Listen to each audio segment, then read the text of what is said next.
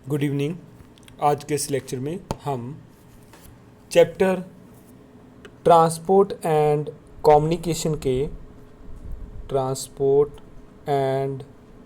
Communication के next part को इस वीडियो में डिस्कस करने जा रहे हैं।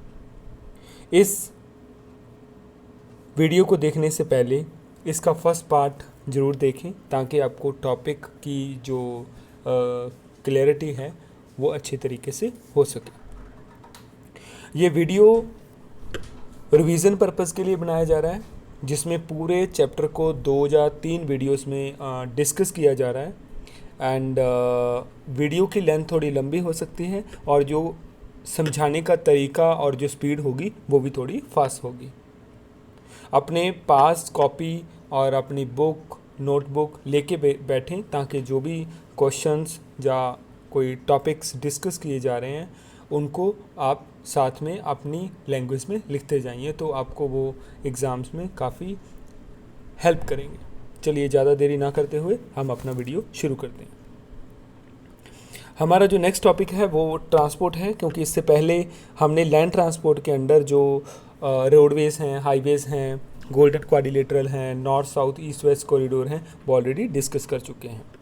सबसे पहले रेलवेज़ लैंड ट्रांसपोर्ट में सेकंड मोस्ट इम्पॉर्टेंट जो मींस ऑफ ट्रांसपोर्ट है। रेलवे को यूज़ काफ़ी लार्ज स्केल पे किया जाता है पूरे वर्ल्ड में। क्यों किया जाता है? क्योंकि इसके 2 कारण हैं। सबसे पहले इकोनॉमिकली कन्वीनियंट है, मतलब इकोनॉमिकली वायेबल हम कह सकते हैं कि ज़्यादा चार्जेस इसके नहीं हैं। अनदर वन स्पीडेबल है, आपको फास्ट स्पीड इसका मिल जाएगा, और जब स्पीड ज़्यादा है तो लॉन्ग डिस्टेंस के लिए हम इसको यूज़ कर सकते हैं। अनदर वन, इस ट्रांसपोर्ट के थ्रू बल्की गुड्स, मतलब जो हैवी वेट की गुड्स हैं, उनको बड़ा इजीली तरीके से क्या किया जाएगा, शिफ्ट किया जा सकता है। तो रेलवे ट्रांसपोर्ट बल्की गुड्स के लिए जो हैवी गुड्स हैं, और लॉन्ग डिस्टेंस के लिए, और इकोनॉमिकली वायेबल जो मैंने आपको पहले बताई दी है। तो इसलिए ज़्यादा लोगों की रेंज में ये टाइप का ट्रांसपोर्ट आता है। बेसिकली जो रेलवेज़ हैं इनको हम 4 पार्ट में क्लासीफाई कर सकते हैं इन द वर्ल्ड। तो बेसिकली 4 कैटेगरीज हैं, वो आपको दिमाग में रख लेनी है। First one is narrow gauge railway होता है। अनदर वन ब्रॉड गेज होता है। उसके बाद एक मीटर गेज होगा, और एक लास्ट कैटेगरी जो है वो होगी स्टैंडर्ड गेज। आपको ये सारी इस वीडियोस के अंदर और इस पीडीएफ के अंदर बताई गई हैं, लेकिन मैं आपको थोड़ा तरीके से 1 बाय 1 डिस्कस हम करने जा रहे हैं, ठीक है। नैरो गेज और ब्रॉड गेज और मीटर गेज और स्टैंडर्ड गेज। ये गेज क्या होता है? गेज होता है the width between the 2 gauge जिसके ऊपर जो रेलवे है वो रन करता है, ठीक है। उसको हम बोलते हैं गेजेस, ठीक है। जो आयरन रॉड्स होती हैं उनके बीच में जो डिस्टेंस होगा, मतलब उनके बीच में जो विड्थ होगी, उस विड्थ की बेस के ऊपर we can classify the railway into 4 major parts. उसके नाम है narrow, broad, metre and standard gauge. चलिए बात करते हैं पहले ब्रॉड गेज की। ब्रॉड गेज वो रेलवे है जिसमें गेज के बीच में, 2 गेजेस के बीच में जो विड्थ होगी वो होगा 1.5 मीटर। उसके बाद मीटर गेज में इस गेज के बीच में, दोनों गेजेस के बीच में जो विड्थ होगा वो होगा ओनली 1 मीटर, इसलिए इसको मीटर गेज बोलते हैं। स्टैंडर्ड गेज में ये जो विड्थ है वो होती है 1.44 मीटर। ये यूनिवर्सल स्केल है, ओके। अनदर वन इज़ जो नैरो गेज है, नैरो गेज में 1 मीटर से कम, मतलब लेस देन 1 मीटर जब इनके बीच में विड्थ होगा तो उस एरियाज़ में आपको नैरो गेज मिलती है। एक चीज़ दिमाग में रख लेना, नैरो गेज ज़्यादातर माउंटेनियस एरिया में मिलेंगी जहाँ पे लेंथ ऑफ द ट्रेन्स, मतलब नंबर ऑफ जो कोचेज़ होंगे और स्पीड ऑफ द ट्रेन कम होगी। ब्रॉड गेज में मतलब जो रेलवे की लेंथ होती है, नंबर ऑफ कोचेज़ ज़्यादा होते हैं, स्पीड भी ज़्यादा होगी, वो ज़्यादा मटेरियल को मूव कर सकते हैं, ठीक है। और जो मीटर गेज होंगी और स्टैंडर्ड गेज है, ये ज़्यादातर इवन टोपोग्राफी में यूज़ किए जाते हैं, मतलब यदि अनइवन हुआ भी तो हाइट ज़्यादा ना हो। ज़्यादातर प्लेटू रीजन में स्टैंडर्ड गेज माउंटेन रीजन में नैरो गेज और प्लेन रीजन में आपको जो है ब्रॉड गेज शुरू मतलब जो रेलवेज हैं उनको स्टार्ट किया गया है और उनको यूज़ किया जाता है। ठीक है, तो वो चीज़ दिमाग में रख लेना। चलिए, पूरे वर्ल्ड में जो रेलवे है वो 18 सेंचुरी में शुरू हुई एंड इस रेलवे का जो इस्टेब्लिशमेंट है और जो स्टार्टिंग है, जो रेवोल्यूशन है इस फील्ड में, वो इन्वेंशन ऑफ स्टीम इंजन के बाद आया, क्योंकि फर्स्ट जो रेलवे इंजन था वो स्टीम इंजन था जो इन्वेंट किया गया by the Britishers. And 19th century में रेलवे में कुछ और इम्प्रूवमेंट किया गया।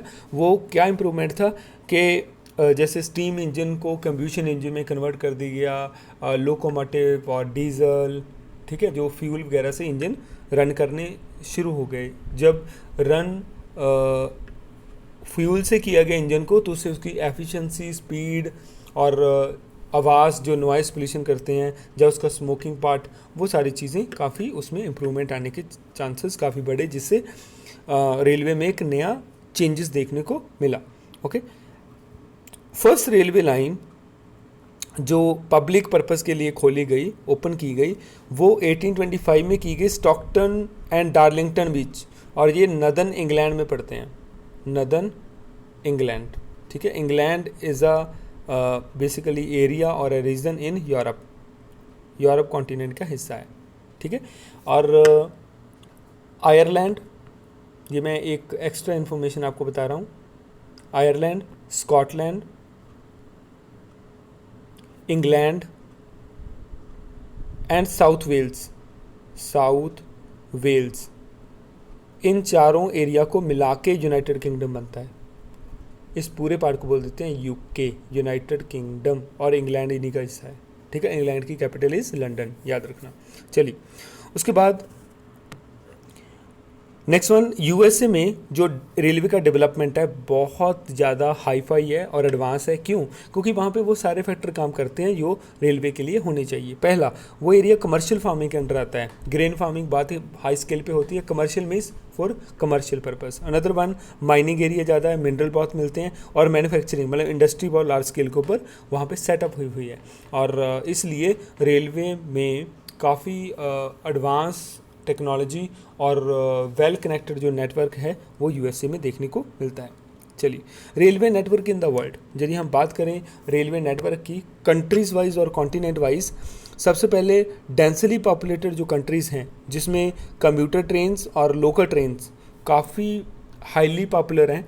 ठीक है, कम्यूटर ट्रेन्स होती हैं लोकल ट्रेन्स, ठीक है, कम्यूटर एंड लोकल इसलिए और लगा हुआ है, तो इसका best example is metro train. ठीक है, ये कंप्यूटर ट्रेन में ही आता है। अनदर वन एग्जांपल के तौर पे यूके है, यूएसए, जापान, इंडिया, ये दुनिया के बेस्ट रेलवे नेटवर्क में आते हैं। ठीक है, एंड 13 लाख किलोमीटर जो रेलवे है वर्ल्ड का, जो गुड्स पैसेंजर को मूव करने के लिए, one area to another area move करने के लिए यूज़ किया जाता है, तो उसमें 13 लाख किलोमीटर रेलवे नेटवर्क पूरे वर्ल्ड में स्प्रेड ओवर हुआ है। And some of the major जो रेलवे नेटवर्क्स हैं उनके नाम दिए हुए हैं, वन बाय वन इनको डिस्कस करेंगे कहाँ कहाँ पे है। पहला जो रेलवे नेटवर्क हम बात करते हैं यूरोप एंड रशिया की। यूरोप एंड रशिया में क्यों? क्योंकि वेल कनेक्टेड है और इकोनॉमिकली डेवलप्ड रीजन है, इंडस्ट्रियल पर्पस के लिए, माइनिंग पर्पस के लिए काफ़ी important areas are there. Okay, सबसे पहले हम यूरोप कॉन्टिनेंट की बात करते हैं। यूरोप सबसे ज़्यादा डेंस रेल नेटवर्क माना जाता है पूरे दुनिया में, मैं कॉन्टिनेंट की बात कर रहा हूँ। ओके, एंड जो लेंथ है किसकी, रेलवे नेटवर्क की, वहाँ पे 4,40,000 kilometre and most of which double and multiple track, मतलब वहाँ पे हाईली जो वेल कनेक्टेड नेटवर्क तो है ही है, उसके साथ ही जितना भी आपको नेटवर्क वहाँ पे मिलेगा रेलवे का वो डबल लेन है, मतलब डबल ट्रैक है और मल्टी ट्रैक्ड है। मल्टी और डबल ट्रैक्ड में क्या, इसका क्या बेनिफिट होगा? इसका बेनिफिट इसलिए होता है बच्चे कि जो क्रॉसिंग होता है ट्रेन्स का, और वो नहीं होगा, जैसे दो ट्रेन किसी एक दूसरी साइड से और अपोजिट डायरेक्शन से आ रही हैं, तो उनको क्रॉस करने के लिए मतलब एक दूसरे को रास्ता देने की ज़रूरत नहीं है। ठीक है, सेम टाइम के ऊपर दो ज़्यादा ट्रेन्स जो हैं वो पास कर सकती हैं, क्रॉस कर सकती हैं, तो उसमें लेट होने का सिस्टम, वो सारी चीज़ें ख़त्म हो जाती हैं और पंक्चुअलिटी जो है ट्रेन्स के अराइव और डिपार्चर होने का वो सही रहता है, ठीक है। और लेकिन इन डबल और मल्टी ट्रैक को बनाने के लिए पैसा चाहिए, इसलिए डेवलप्ड कंट्रीज़ में आपको ये चीज़ें देखने को मिलेंगी। ओके, यदि हम नेक्स्ट बात करें, यूरोप में कौन सा कंट्री है जो जिसमें हाई डेंसिटी ऑफ आपको रेलवे मिलेगा, तो बेल्जियम। इसके ऊपर शॉर्ट क्वेश्चन बनने के चांसेस काफ़ी ज़्यादा हैं, ठीक है। यहाँ पे 1 kilometre railway for every 6.5 kilometre area, काफ़ी इंपॉर्टेंट है, इस कंट्री का नाम याद रख सकते हैं। इंपॉर्टेंट रेलवे हेड्स हैं जो बेसिकली लंदन में देखने को आपको यूरोप में देखने को मिलते हैं, उनके नाम है लंदन, इंग्लैंड की कैपिटल है। फ्रांस में पेरिस है। अनदर वन ब्रुसेल, बेल्जियम की कैपिटल है। मिलान इटली का कैपिटल है। Berlin Germany. Warsaw Poland. तो ये सारे कंट्री किस में आते हैं? यूरोप। और ये रेलवे के बहुत इम्पॉर्टेंट क्या हैं? हेड क्वार्टर्स हैं, रेलवे हेड्स बोल सकते हैं हम इनको। इनके नाम याद रख लें, कई बार क्वेश्चन आपसे पूछा जा सकता है कि name of the railway head in Poland, in England, okay, and in Germany, in Italy, in Belgium. तो ये सारे एरिया आपको पता होने चाहिए। उसके बाद अंडरग्राउंड रेलवे में इन सभी हेड्स में से लंदन और पेरिस काफ़ी इम्पॉर्टेंट हैं, ठीक है। और लंदन टू पेरिस एक रेलवे लाइन भी जाती है और उसका नाम यूरो टनल ग्रुप है। यूरो टनल ग्रुप, इसको हम आगे डिस्कस करेंगे। और ये यूरो टनल ग्रुप ये आपका आइलैंड ग्रुप है ब्रिटेन वाला, एंड ये मेन यूरोप है, ये मेन यूरोप है। यहाँ इटली एंड ऑल बाकी हैं। इसके बीच में ना ये वाटर बॉडी है, इसको बोलते हैं इंग्लिश चैनल। क्या बोलते हैं? English channel. और इंग्लिश चैनल के अंडरग्राउंड ये रेलवे है जो लंदन और पेरिस को आपस में कनेक्ट करती है। इसको बोल देते हैं यूरो टनल ग्रुप। ये यूरोप का मैं बता रहा हूँ, ठीक है। चलिए हम नेक्स्ट बात करते हैं यूरो टनल ग्रुप के बारे में। ये काफ़ी इंपॉर्टेंट टनल ग्रुप है जो रेलवे में है, एंड इसको ऑपरेट जो है इंग्लैंड करता है, एंड जो लंदन टू पेरिस आप ज्वाइन करती है। इसके ऊपर शॉर्ट क्वेश्चन बनने के चांसेस काफ़ी ज़्यादा हैं। रशिया में रेलवे लाइन जो रेलवे है काफ़ी हाईली स्केल यूज़ किया जाता है। ये क्यों यूज़ किया जाता है? क्योंकि रशिया का जो जोग्राफिकल एक्सटेंड है काफ़ी ज़्यादा है, दुनिया का सबसे बड़ा कंट्री माना जाता है। और ये कंट्री 2 कॉन्टिनेंट्स में स्प्रेड ओवर हुआ है, जिसमें यूरोप एंड एशिया। इसके कॉमन पार्ट को बोलते हैं यूरेशिया, यूरेशिया बोलते हैं, ठीक है। इस चीज़ को दिमाग में रख लेना। और इस दोनों कॉन्टिनेंट्स को मतलब ज्वाइन करने वाले जो कंट्री हैं, जैसे मैंने एग्जांपल रशिया का दिया है आपको। रशिया का geographical extend east to west ज़्यादा होने के कारण यहाँ पे सबसे कन्वीनियंट, चीपेस्ट और स्पीडेबल जो आपको नेटवर्क मिलेगा वो मिलेगा रेलवे का। यहाँ पे एक रेलवे लाइन है, उसका नाम याद रख लेना, उसका नाम है trans Siberian railway. Trans Siberian railway line ये दुनिया की सबसे लॉन्गेस्ट रेलवे लाइन है, जो सेंट पीटर्सबर्ग को व्लादिवोस्तोक से ज्वाइन करती है। ये आगे पढ़ेंगे हम, लेकिन मैं एक जनरल फॉर्म में आपको पहले मेंटली प्रिपेयर कर दूं कि ये टॉपिक्स आने वाले हैं जी। तो रशिया 90% जो टोटल रेलवे वो कंट्री का यहाँ यूज़ किया जाता है जो एक ट्रांसपोर्ट फॉर्म में। क्यों? क्योंकि यहाँ पे सभी वो फैक्टर रेलवे के यहाँ पे अवेलेबल हैं। जैसे यहाँ पे यूराल माउंटेन है, यूराल माउंटेन में आपको क्या मिलेंगे? मिनरल मिलेंगे। और मॉस्को जैसे बड़े शहर हैं, ठीक है, एंड इरकुत्स्क, मॉस्को जो हाईली पॉपुलेटेड रीजन है, और जब वो एरियाज़ होंगे तो वहाँ पे लोग होंगे, लोगों को शिफ्ट करने के लिए, मूव करने के लिए कुछ न कुछ ट्रांसपोर्ट चाहिए, और उसमें रेलवे सबसे बेस्ट है। और बड़ी बड़ी मार्केट्स हैं रशिया के अंदर जिनको ये रेलवे लाइन ज्वाइन करती है, ठीक है। और जब मार्केट होंगी तो वहाँ पे चीज़ों को सेल परचेज़ किया जाएगा, मतलब बाय और सेलिंग किया जाएगा। तो वहाँ पे पूरे कंट्री और पूरे रीजन की जो इकॉनमी है वो रन करती है। तो इसलिए बड़ी मार्केट को एंड उसके बाद डिमांड डेंसली पॉपुलेटेड को कनेक्ट करती है। और अनदर वन ये पोर्ट सिटीज़ को, वाटर बॉडीज़ को ये रेलवे लाइन कनेक्ट करती है, और मिनरल बेल्ट्स के बीच में से ये जो है पास थ्रू करती है। तो इसलिए इस रेलवे की जो इम्पोर्टेंस है काफ़ी ज़्यादा बढ़ जाती है। तो मैंने ऑलरेडी आपको बता दिया है, यहाँ पे सबसे इम्पोर्टेंट सेंटर मॉस्को है, जहाँ की पॉपुलेशन काफ़ी अच्छी है, एंड एक हेड भी है रेलवे का हेड है Moscow, and different part of the country से कनेक्ट होता है Moscow through railway. And railway जो लाइन है ये काफ़ी हेल्प करती है रशिया को बाकी कंट्री के साथ कनेक्ट करने में। ओके, एंड कुछ अंडरग्राउंड रेलवेज हैं जैसे कंप्यूटर ट्रेन्स हैं आर आल्सो इम्पॉर्टेंट है मॉस्को में, ठीक है। लेकिन सबसे ज़्यादा वेल कनेक्टेड जो मैंने बताई दी है यूरोप में आपको मिलती हैं। यदि हम बात करते हैं north America and south America की, नॉर्थ अमेरिका और साउथ अमेरिका में मैं आपको यहाँ पे थोड़ा सा मैप बना दूँ। Here is north America and this one is south America, ठीक है। मैं कोशिश करूंगा कि आपको चीज़ें सारी मैप के थ्रू ही समझाई जाए। नॉर्थ अमेरिका की हम बात करते हैं तो 40% वर्ल्ड का टोटल रेलवे नेटवर्क आपको यहाँ मिलेगा, एंड ये सारा नॉर्थ अमेरिका है, and here is south America. Okay, and उसके बाद यदि हम बात करते हैं यूरोपियन कंट्री के साथ कंपेरेबिलिटी इसका, तो रेलवे ज़्यादातर लॉन्ग डिस्टेंस के लिए यूज़ की जाती हैं, बल्कि फ्रेट, ठीक है, फ्रेट मैंने ऑलरेडी बता दिया, ट्रांसपोर्ट पर्पज़ के लिए जो हैवी गुड्स होती हैं जैसे कोई मिनरल हुआ, ग्रेन, टिम्बर, मशीनरी, उनके लिए यूज़ किया जाता है।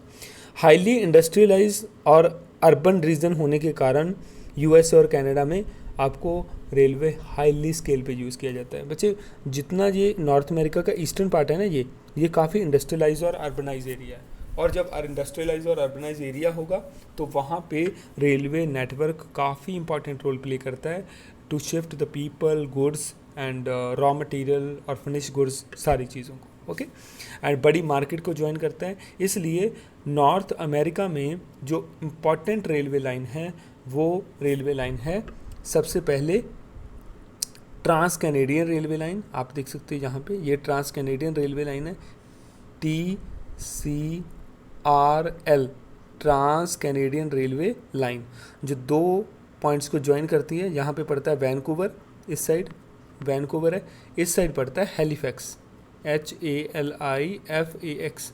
हैलिफैक्स न्यू फाउंडलैंड स्टेट है यहाँ, ठीक है, उसमें पड़ता है जो कनाडा के अंदर ही आती है, उस चीज़ को दिमाग में रख लेना। ओके, जो ईस्टर्न साइड है ये काफ़ी इंपॉर्टेंट है। इस रेलवे लाइन का मेन इंपॉर्टेंस इज़ लोगों को मूव करना, मटेरियल को मूव करना, बड़ी बड़ी मार्केट को ज्वाइन करना, और जो हाईली पॉपुलेटेड सिटीज़ हैं कनाडा के उनको ज्वाइन करना, और ये कनेक्शन काफ़ी इस्टेब्लिश करती है विद USA आल्सो। तो USA के साथ जो ट्रेडिंग है इस रेलवे के थ्रू हो जाती है। अनदर वन, काफ़ी मिनरल बेस्ड एरियाज़ हैं उनको भी कनेक्ट करती है रेलवे लाइन, जो काफ़ी इंपॉर्टेंट रोल प्ले करेगी इंटायर मैं कह सकता हूँ आपके पूरे नॉर्थ अमेरिकन पार्ट में। चलिए हम नेक्स्ट बात करते हैं, यहीं पे इज़ अबाउट आपके कुछ साउथ अमेरिका में जो रीजंस दिए हैं, क्योंकि नॉर्थ अमेरिका का हमने इसके रीज़न ढूंढ लिए हैं कि क्यों यहाँ पे रेलवे काफ़ी इंपॉर्टेंट है। मिनरल हैं, ऑलरेडी आपको बता दिया मैंने, यहाँ पे मिनरल के साथ ही ग्रासलैंड है, और ग्रासलैंड में कमर्शियल लाइवस्टॉक रेयरिंग होता है, ठीक है।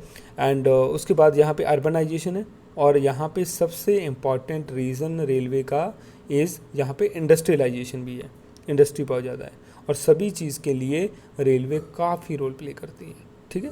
अनदर वन, यदि हम साउथ की बात करें, साउथ में भी कुछ ऐसे रीजंस हैं, यहाँ पे आपको पंपास जो ग्रासलैंड मिल जाते हैं, पंपास है इनका नाम, ये क्वेश्चन आपसे पूछा जा सकता है। अनदर वन, यहाँ पे कॉफ़ी के गार्डन हैं जिनको फजेंडास बोलते हैं, फेजेंडास, ओके, फजेंडास बोलते हैं, और ये काफ़ी इम्पॉर्टेंट है। और ये फजेंडास जो कॉफ़ी गार्डन है, इसकी कॉफ़ी दुनिया में काफ़ी फेमस है, मतलब साउथ अमेरिका की और कंट्रीज़ में इस कॉफ़ी को पहुंचाने के लिए जो रेलवे लाइन का यूज़ किया जाता है यहाँ पे। अनदर वन, यहाँ पे कंट्री है जिसका नाम है चिले।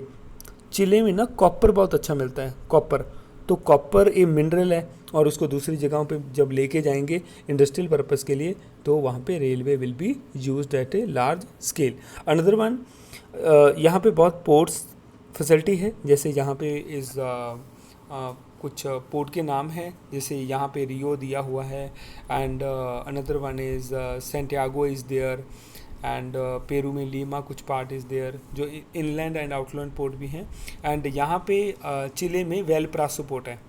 तो इस रेलवे के थ्रू उन सभी पोर्ट्स को कनेक्ट किया जाता है, और पोर्ट्स पे शिप के द्वारा चीज़ों को वाटर ट्रांसपोर्ट के थ्रू दूसरे कॉन्टिनेंट में भेजा जाता है। तो इसलिए रेलवे काफ़ी रोल प्ले करती है connecting the major airports of the countries also. Okay, चलिए नेक्स्ट बात करते हैं। कुछ मैंने ऑलरेडी बता दिया, पेरू, बोलीविया, इक्वाडोर, जिस साउथ अमेरिकन कंट्री हैं, कोलंबियन है, वेंजुएला बच्चे ऑयल के लिए बहुत अच्छा है, पेट्रोलियम, ठीक है। एंड कोलंबिया में ड्रग्स पार्ट है। एंड पेरू का मैंने बता दिया जहाँ पे कॉपर बहुत अच्छा मिलता है। एंड उस सभी कंट्रीज़ में सिंगल ट्रैक रेलवे लाइन मिलेगी क्योंकि इकोनॉमिकली इतने डेवलप नहीं है, बट मिनरल और अर्बनाइजेशन और जो बाकी मैंने रिसोर्सेज बता दिए उसकी वजह से रेलवे का भी इस्टेब्लिश यहाँ की हुई है, लेकिन सिंगल ट्रैक्ड है, ठीक है, मल्टी ट्रैक्ड या डबल ट्रैक्ड नहीं है, जो बड़े बड़े पोर्ट्स को आपस में कनेक्ट करते हैं। And only one trans continental railway route है जो ब्यूनस एयरेज पड़ता है बच्चे अर्जेंटीना की कैपिटल है। एंड वेलप्रासो पोर्ट मैंने बता दिया चिली में पड़ता है, ठीक है। एंड जो एंडी माउंटेन्स को क्रॉस करती है और माउंटेन्स में आपको मिनरल ज़्यादा मिलेंगे। एंड वहाँ से मिनरल्स को एक्सट्रैक्ट करके वो पोर्ट के थ्रू दूसरे एरियाज में बेच देती है। नेक्स्ट हम बात करते हैं ऑस्ट्रेलिया एंड न्यूजीलैंड काफ़ी रोल प्ले करते हैं इन टर्म्स ऑफ जो डिस्ट्रीब्यूशन ऑफ रेलवेज, ठीक है। यदि हम टोटल लेंथ की बात करते हैं रेलवे नेटवर्क, तो 40,000 किलोमीटर आपको रेलवेज उस एरिया में मिलता है, 25% एरिया कवर करता है। एंड उसके बाद यदि हम west east Australian national railway line जो उसकी बात करें, जो पर्थ टू सिडनी जाती है, सबसे पहले मुझे मैप दिखाने दो आपको। सपोज ये ऑस्ट्रेलिया का मैप है, इस ऑस्ट्रेलिया के मैप से Perth is here, Sydney is here, यहाँ। तो पर्थ टू सिडनी एक रेलवे लाइन है जिसको बोल देते हैं ट्रांस ऑस्ट्रेलियन रेलवे लाइन, काफ़ी रोल प्ले करती है, ठीक है। ये ट्रांस मीन्स होता है to move cross the continent के एक हिस्से को दूसरे हिस्से के साथ ज्वाइन करना है, एक एक्सटेंड को दूसरे एक्सटेंड के साथ, east to west, north to south extend. Australia में है रेलवे लाइन, इसलिए इसका नाम TARL trans Australian railway line रखा गया है। ओके, पर्थ टू सिडनी बहुत बड़े बड़े सिटी इनको ज्वाइन करते हैं। एंड गवर्नमेंट ने प्लान किया है कि इसको आगे मेलबोर्न के साथ कनेक्ट करना है, ठीक है। आगे उसके बाद न्यूजीलैंड में भी रेलवे लाइन, न्यूजीलैंड बेसिकली यहाँ पे एक आइलैंड ग्रुप है जो ऑस्ट्रेलिया के साउथ ईस्टर्न साइड के ऊपर आपको एक आइलैंड का ग्रुप है, ठीक है। रेलवे लाइन काफ़ी वहाँ पे भी डेवलप्ड है, लेकिन वहाँ पे पॉपुलेशन मतलब कम होने के कारण और आइलैंड होने के कारण नेटवर्क उतना अच्छा नहीं है। बट जितने भी एरिया में नेटवर्क है वो सारे फार्मिंग एरियाज आर देयर, क्योंकि बच्चे न्यूजीलैंड में ना डेयरी फार्मिंग बहुत हाई स्केल पे होती है, डेयरी फार्मिंग। यहाँ पे ना ग्रासलैंड भी है, उनका नाम है कैंटेबरी, और कैंटेबरी ग्रासलैंड मैंने ऑलरेडी आपको बता दिया। डेयरी फार्मिंग और कमर्शियल लाइफ स्टॉक रेयरिंग बहुत हाई स्केल पे होती है, और वहाँ पे जो मिल्क प्रोडक्ट हैं, दूध वगैरह और कर्ड वगैरह, वो जल्दी ख़राब हो जाता है, इसलिए रेलवे को चूज़ किया जाता है ताकि फास्ट और स्पीड और फ्रेश मटेरियल दूसरे एरिया को पहुँचाया जाए। ओके, नेक्स्ट बात करते हैं हम एशिया की रेलवे डिस्ट्रीब्यूशन में। और थिकली पॉपुलेटेड एरिया है, मतलब जो एशिया रीजन है, एशिया में 45 कंट्रीज़ हैं और दुनिया के टॉप पॉपुलेटेड कंट्री एशिया में मिलते हैं, जिसमें जापान, चाइना, इंडिया, ये सभी एरिया में काफ़ी पॉपुलेशन है। और जब पॉपुलेशन होगी वहाँ डिमांड भी होगी, और डिमांड किसी भी एरिया में रेलवे को बहुत अच्छे तरीके से अट्रैक्ट करेगी, ठीक है। एंड लेकिन एशिया के कुछ एरिया में आपको वास्ट डेजर्ट भी मिलेगा, बहुत बड़े बड़े डेजर्ट एरियाज मिलते हैं और पॉपुलेशन बिल्कुल भी नहीं है। उन सभी एशिया में रीजन्स में आपको जो रेलवे है उसका डेवलपमेंट कम मिलेगा, बाकी रेस्ट ऑफ द एरियाज में काफ़ी ज़्यादा मिलता है।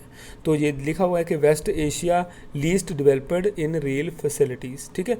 वेस्ट एशिया में क्या आता है, जैसे सपोज इंडिया है, इंडिया के वेस्टर्न साइड के ऊपर यहाँ आपको पाकिस्तान मिलेगा, एंड पाकिस्तान के साथ ही और जो अरेबियन जो मुस्लिम कंट्रीज़ आर देयर, यहाँ पे पर्शियन गल्फ है, एंड इस एरिया में आपको मिलेगा अरेबियन पेनिसुला, देन रेड सी, उसके बाद अफ्रीका शुरू हो जाता है। इस अरेबियन पेनिसुला और ये सारे कंट्रीज़ जो जहाँ पे हैं, लेबनान, इराक, एंड उसके बाद आपको जो इज़राइल है ना, बाकी जो कंट्रीज़ आर देयर, एंड जिसमें Saudi Arabia, Yemen, Oman and Dubai, Bahrain, Kuwait and all, तो ये सारे कंट्रीज़ क्या आते हैं, वेस्टर्न कंट्री, क्या आते हैं, वेस्टर्न एशियन कंट्री। तो इन सभी एरियाज़ में टेम्परेचर और सॉइल अनफर्टाइल के कारण पॉपुलेशन बहुत कम है। जहाँ पॉपुलेशन कम होगी डिमांड बहुत कम होती है, डिमांड कम होगी तो रेलवे नेटवर्क विल आल्सो भी अफेक्टेड, याद रखना। ओके, चलिए बात करते हैं अफ्रीका। अफ्रीका एक बहुत बड़ा कॉन्टिनेंट है, लेकिन यहाँ पे रेलवे नेटवर्क बहुत कम मिलता है। सेकेंड लार्जेस्ट कॉन्टिनेंट है पूरे वर्ल्ड का। इसमें सबसे बड़ा कारण क्या है, लैक ऑफ इकोनॉमिक डेवलपमेंट, मतलब गवर्नमेंट कोई कंसर्न ही नहीं है। ठीक है, यहाँ पे रिसोर्सेज में ये कॉन्टिनेंट काफ़ी अच्छा है, बहुत रिच मिनरल आपको ज़्यादा क्वांटिटी में इस एरिया में मिलेंगे, लेकिन यहाँ पे गवर्नमेंट इज़ नॉट कंसर्न। और सबसे मेन बात is lack of awareness, lack of awareness, और अवेयरनेस की कमी के कारण ना इस कॉन्टिनेंट को बोलते हैं डार्क कॉन्टिनेंट, याद रखना, डार्क कॉन्टिनेंट। ठीक है, ये काफ़ी इंपॉर्टेंट क्वेश्चन बन सकता है। ओके, अनदर वन, यदि हम देखें तो 40,000 किलोमीटर रेलवे ही है। और साउथ अफ्रीका, तो अफ्रीका के नीचे साउथ अफ्रीकन पार्ट है, तो यदि मैं आपको मैप ऐसे दिखाऊं अफ्रीका कॉन्टिनेंट का, ये तो साउथ अफ्रीका इतना पार्ट ही है, बाकी सारा अफ्रीका पार्ट है, तो this is called the south Africa, southern tip. Okay, next one, तो साउथ अफ्रीका थोड़ा डेवलप्ड पार्ट है। तो साउथ अफ्रीका में अकेले 180 किलोमीटर जो आपको रूट मिलेगा रेलवे का। क्यों? क्योंकि यहाँ पे गोल्ड, डायमंड और कॉपर माइनिंग बहुत हाईली स्केल के ऊपर जो है उनको प्रोसेस किया जाता है। ठीक है, एंड इम्पॉर्टेंट जो रूट हैं इस अफ्रीकन कॉन्टिनेंट के, वो है, first one is Benguela railway है। ठीक है, जो अंगोला और कंतांजा जो जाम्बिया बेल्ट है, कॉपर बेल्ट, उसको ज्वाइन करती है। एंड तंजानिया रेलवे है, उसके बाद बोस्वाना एंड जाम्बिया जिम्बाब्वे है। Another one is blue train. Blue train के ऊपर क्वेश्चन आपको बन सकता है। Blue train from Cape Town to Pretoria in the republic of South Africa. तो साउथ अफ्रीका में ही एक ट्रेन है जिसका नाम है ब्लू ट्रेन। तो इसके टर्मिनल स्टेशन पूछे जा सकते हैं, नेम ऑफ द कॉन्टिनेंट पूछा जा सकता है। काफ़ी इंपॉर्टेंट आपको जो रेलवे नेटवर्क है। यदि हम बात करें आगे trans continental railway, basically railways को हम गेजेस के बेस के ऊपर क्लासीफाई कर सकते हैं। और यदि हम इंटरनेशनल रेलवे नेटवर्क की बात करते हैं तो उसमें ट्रांस कॉन्टिनेंटल का नाम काफ़ी इम्पॉर्टेंट है। पहले ट्रांस कॉन्टिनेंटल देखो, ट्रांस होता है to move across, to move across. ठीक है, किसी चीज़ के बीच में से क्रॉस कर जाना। ठीक है, कॉन्टिनेंटल मतलब कॉन्टिनेंट के बीच में से। ठीक है, another one railway, railway already railway network. तो simple is trans continent railway refers to the railway crossed या move cross through the continent, मतलब एक कॉन्टिनेंट के दो हिस्सों को आपस में ज्वाइन करे। जैसे मैंने ऑस्ट्रेलिया का एग्जांपल दिया था ये, कि ऑस्ट्रेलिया के एक हिस्से को दूसरे हिस्से के साथ ज्वाइन कर रहा है, चाहे वो ईस्ट टू वेस्ट हो, नॉर्थ टू साउथ हो, इसको हम बोल देते हैं ट्रांस कॉन्टिनेंटल। और ये एशिया में भी आती है, ये अफ्रीका में भी आएगी, ये आपको नॉर्थ अमेरिका, साउथ अमेरिका और यूरोप है ना, और ओशिनिया, सभी कॉन्टिनेंट में आपको देखने को ही मिलती है। इनको बोल देते हैं ट्रांस कॉन्टिनेंटल रेलवे लाइन। ठीक है, काफ़ी लॉन्गेस्ट रेलवे रूट्स हैं। और in trance continental railway root की कुछ करेक्टरिस्टिक्स हैं। करेक्टरिस्टिक्स के ऊपर बच्चे आपको 2 या 3 मार्क्स में question can be asked to you. Main purpose जो है इन रेलवेज को बनाने का, ट्रांस कॉन्टिनेंटल को, इकोनॉमिक एंड पोलिटिकल रीजंस हैं। मतलब कंट्री इकोनॉमिकली काफ़ी एडवांस हो, सो दैट के जो रेलवे के थ्रू 2 और मोर देन 2 कंट्री और region can be joint, mutual, दोनों के बीच में रिलेशनशिप अच्छी हो, म्यूचुअल अंडरस्टैंडिंग हो, सो दैट के वो trade, buying selling of the product can be done through the railway. Political part में कि जब दो कंट्रीज़ के बीच में कोई रेलवे का कनेक्शन होता है तो पॉलिटिकल जो रिलेशंस हैं वो भी इम्प्रूव होने के चांसेस काफ़ी ज़्यादा होते हैं ट्रेडिंग के साथ। एंड ये ट्रांस कॉन्टिनेंटल रेलवे जो है वो काफ़ी long run different direction of the continent को प्रमोट करती हैं। अनदर वन, ये रेलवेज कॉन्टिनेंट के एक पार्ट को या 2 पार्ट्स को कॉन्टिनेंट के east to west, north to south को एक्सटेंड, मतलब उसको ज्वाइन करेंगी।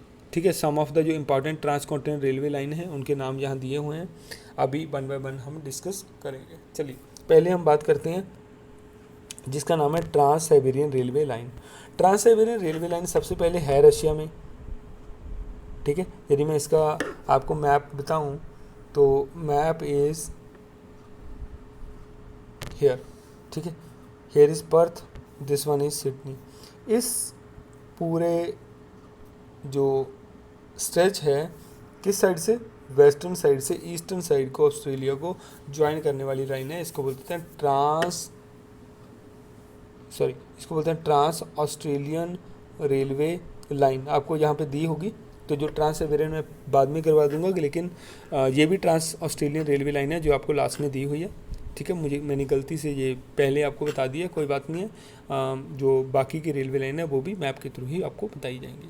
ट्रांस ऑस्ट्रेलियन रेलवे लाइन दिया हुआ है जो पर्थ टू सिडनी को ज्वाइन करता है, ईस्ट टू वेस्ट डायरेक्शन में जो रन कर रहा है।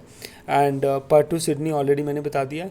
इनके ऊपर क्वेश्चन कैसे बनेंगे, ठीक है, एंड साथ में वो भी बताता जाऊँगा। अनदर वन, इस रेलवे लाइन के थ्रू कुछ बड़ी बड़ी माइंस को ज्वाइन किया जाता है, जिसमें कालगुरली का नाम काफ़ी इम्पॉर्टेंट है। कालगुरली ऑस्ट्रेलिया की गोल्ड माइन है। अनदर वन, इसके साथ ही ब्रोकन हिल्स हैं, ठीक है। ब्रोकन हिल्स के साथ ही आपको पोर्ट अगस्ता मिलता है। तो ये रेलवे लाइन थोड़ी यहाँ पे एक प्लेस का नाम है पोर्ट अगस्ते, आपको पोर्ट का नाम बन सकता है कि name of the port we can say establish, ठीक है, on trans Australian railway line, उसका नाम है पोर्ट अगस्ते। एक गल्फ़ का नाम भी पूछ सकते हैं, गल्फ़। यहाँ पे बच्चे एक गल्फ़ है जिसका नाम है गल्फ़ ऑफ स्पेंसर, SPENCER, पूछा जा सकता है क्वेश्चन, ठीक है। एंड अनदर वन इज़, इसके साथ ही एक रेलवे लाइन और भी है जो ऑस्ट्रेलिया के नॉर्थ टू साउथ एरिया को ज्वाइन करती है। नॉर्थ टू साउथ इसको ज्वाइन करती है थ्रू अलाइस स्प्रिंग। यहाँ इस जगह का नाम है डार्विन, ये डार्विन पोर्ट है, northern most port of Australia, ठीक है। एंड इस रेलवे लाइन का नाम है डार्विन वेडम। डार्विन के स्पेलिंग ये हैं, और बेडम BIRDUM, Darwin to Bedam railway line. काफ़ी इंपॉर्टेंट है ये रेलवे लाइन भी, नॉर्थ टू साउथ एक्सटेंड को आपस में ज्वाइन करती है और ट्रांसकॉन्टिनेंटल रेलवे लाइन के अंदर ही आएगी। तो इसका नाम दिया हुआ है, short question can be asked to you, पूछा जा सकता है। चलिए आगे बात करते हैं हम trans Siberian railway line. Trans Siberian railway line, यदि मैं आपको रशिया का मैप यहाँ बता के दिखाऊँ बना के, ये देखिए, तो सपोज ये रशिया है और इतना part is in part of Europe and बाकी part is in Asia. Trans Siberian railway line दुनिया की सबसे लॉन्गेस्ट रेलवे लाइन है, जो यूरोप से शुरू होती है सेंट पीटर्सबर्ग से, और अपनी जर्नी कंप्लीट करती है और ज्वाइन करती है, यहाँ पे प्लेस का नाम है व्लादिवोस्तोक, VALIDVOSTOK, व्लादिवोस्तोक। काफ़ी इम्पोर्टेंट जो रेलवे लाइन है जो पूछी जा सकती है आपको, एंड लॉन्गेस्ट है। इसका कंट्री का नाम रशिया है, ठीक है। 2 वाटर बॉडी को ज्वाइन करती है, जहाँ पे इस वाटर बॉडी का नाम है बाल्टिक सी, जो सेंट पीटर्सबर्ग वाला एरिया है, एंड यहाँ पे व्लादिवोस्तोक पे सी ऑफ ऑस्टॉक। ये सारे दिए हुए हैं बीच, इनको दिमाग में रख लेना। ऑस्टॉक काफ़ी इंपॉर्टेंट है। ये रेलवे लाइन यहाँ पे माइनिंग एरिया है, ठीक है। अनदर वन, बड़े सिटीज़ हैं, बड़ी मार्केट्स हैं, हाईली पॉपुलेटेड है, डिमांड ज़्यादा है, तो इसलिए इस रेलवे लाइन का इंपॉर्टेंस काफ़ी ज़्यादा हो जाता है एंड पूछा जा सकता है। अनदर वन, ये डबल ट्रैक्ड है, काफ़ी लॉन्गेस्ट है, ऑलरेडी आई टोल्ड यू। इसके कुछ टर्मिनल स्टेशन है, इनके ऊपर आपको क्वेश्चन आ सकता है, जिसमें मॉस्को का नाम सबसे बड़ा है, ठीक है। एंड उसके बाद इरकुत्स्क मैंने ऑलरेडी बता दिया। हाँ, एक चीज़ और, मॉस्को को यूरोप में लोकेट करना है और इरकुत्स्क इज़ इन एशिया। मैंने ऑलरेडी आपको बता दिया कि ये 2 कॉन्टिनेंट में स्प्रेड ओवर हुआ हुई रेलवे लाइन है। सबसे इम्पोर्टेंस इज डबल ट्रैक है, लॉन्गेस्ट है, तो इलेक्ट्रीफाइड है पूरी, ठीक है। एंड उसके बाद इस रेलवे लाइन को आगे जाके यूरोप की मार्केट के साथ कनेक्ट किया गया। इट मीन्स एशिया के जो भी कंट्रीज़ हैं वो एशिया से यूरोप के बीच में अभी इस रेलवे लाइन के थ्रू ट्रेड कर सकते हैं। तो मतलब एशिया की मार्केट को और यूरोपियन मार्केट को यूज़ करना इस रेलवे लाइन के साथ काफ़ी इम्पॉर्टेंट और एक काफ़ी बेनिफिशियल हो सकता है सभी कंट्रीज़ की इकॉनमी के लिए। ओके, यदि हम नेक्स्ट देखें तो ये अक्रॉस जो करता है, मैंने ऑलरेडी जो रेल माउंटेन का नाम दिया था आपको, एंड ऑफ टू जेंसी रिवर के नाम आपको याद रखने हैं, both are in Russia. Okay, 2 important centres हैं, Chita is in Asia, important agro centre है, और Irkutsk is a fur centre. बच्चे जहाँ पे शॉर्ट क्वेश्चन बनेगा इसको मार्क कर लेना, ठीक है। चिता भी एक पॉइंट है जिसको वो अब जो रेलवे लाइन है ट्रांस सिबेरियन वो ज्वाइन करती हैं। जो चिता है ये बेसिकली एशिया में पड़ता है, ठीक है, एंड जो इरकुत्स्क है वो भी एशिया में ही पड़ता है, इरकुत्स्क। लेकिन इरकुत्स्क जो है वो फर सेंटर है, फर सेंटर मतलब फ़र के लिए काफ़ी इंपॉर्टेंट है, और उसका प्रोडक्शन मैन्युफैक्चरिंग हाई स्किल पे होता है। यदि हम एग्रो वाले बात में एग्रीकल्चर में देखें तो एग्रीकल्चर का सेंटर जो है वो आपको जो चिता है वो देखने को मिलेगा। तो दोनों जो पॉइंट्स हैं, जो दोनों एरियाज़ हैं काफ़ी इंपॉर्टेंट हैं, इनको मार्क कर लेना। और जो रेलवे नेटवर्क है साउथ एरिया में थोड़ा कम है, नेमली टू ओडिसी, यूक्रेन, बाकू है ना, कैस्पियन कोस्ट है, ताशकंद है, एंड उलन बतौर है, शेयांग है, एंड बीजिंग इन चाइना। तो ये एरिया भी थोड़े बहुत कनेक्टेड हैं but not as well connected with the railway. Trans Canadian मैंने ऑलरेडी आपको बता दिया था, वैनकूवर टू हैलिफैक्स है, ऑलरेडी वी हैव डन कर चुके हैं, ठीक है।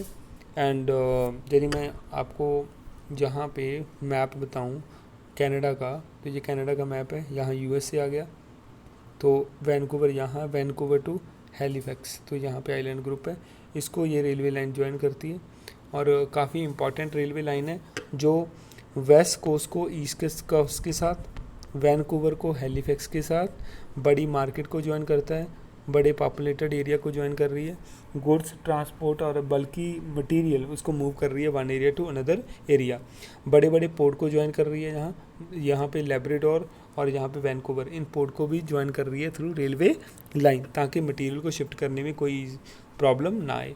बच्चे इसी रेलवे लाइन को ना इकोनॉमिक आर्टरी ऑफ कनाडा बोलते हैं, economic artery of Canada. Artery क्या होती है? नस, मतलब वो रेलवे लाइन जो कनाडा की इकॉनमी को रन करने में सबसे ज़्यादा हेल्प करती है, उसको बोल देते हैं ट्रांस कैनेडियन रेलवे लाइन।